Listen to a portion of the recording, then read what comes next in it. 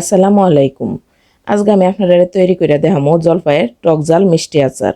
কেমনে এই আচারটা তৈরি করে সারা বছর সংরক্ষণ করে রাখতে পারবেন সেই রেসিপিটা আমি আজকে আপনার সাথে শেয়ার করবো।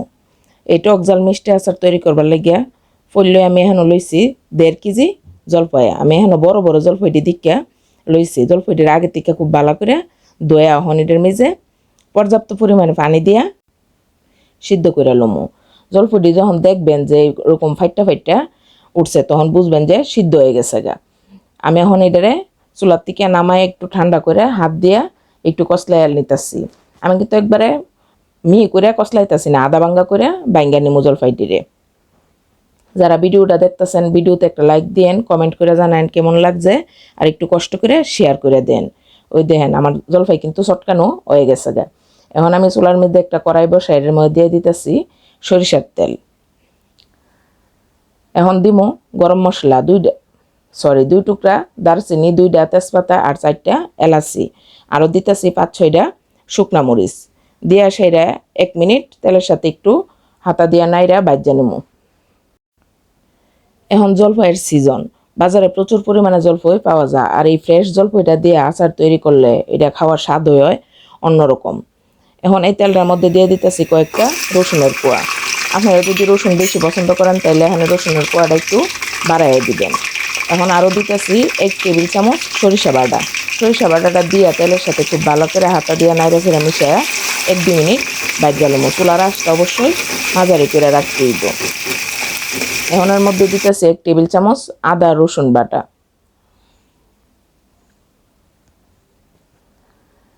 দিয়ে দিতেছি 1 চা চামচ হলুদ গুঁড়া, 1 চা চামচ মরিচ গুঁড়া, 1/2 চা চামচ ধনিয়া গুঁড়া। আমার কাছে মনে হইতেছে জালটা কম হইব, এর লেগে আমি এখানে আরও 1/2 চা চামচ মরিচ গুঁড়া দিয়া দিছি। দিয়া সেটা তেলটার সাথে সবগুলো মশলা ভালো করে একটু ভাজা লইতেছি। তেলের সাথে মশলাটা ভাজলে মশলার গ্রানটা খুব সুন্দর বাইরে। মশলাটা ভাজা হয়ে গেলে এখন আগের থেকে যে জলপাইগুলো চটকায় রাখছিলাম এখন এটি এই তেলের মধ্যে দিয়ে দিমু। দিয়া সেরা তেলের সাথে ভালো করে নাইরা সেরা মিশিয়ে দিমু।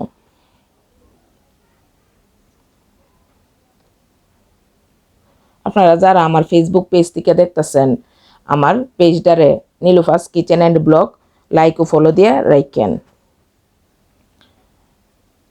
জলপাইটা তেলের সাথে মেশানো হয়ে গেলে এখন এর মধ্যে দিয়ে দিমু স্বাদ মতো লবণ। লবণটা দিয়ে আবারও হাতা দিয়া নাইরা সাইরা মিশাই দিতেছি। চুলার আঁচটা কিন্তু অবশ্যই মাঝারি করে রাখতে হইব।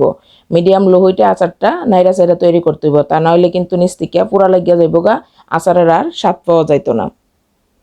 এখন আমি এটার মধ্যে দিতেছি গুড়। আমি এখানে আখের গুড়টা দিছি, আপনারা চাইলে চিনিও দিতে পারেন। এখন গুড়টা দিয়া গুড় থেকে যে পানিটা উঠব, পানিটা শুকানো পর্যন্ত নিচ থেকে নাইরা নাইরা আচারটারে জাল করতে হইব।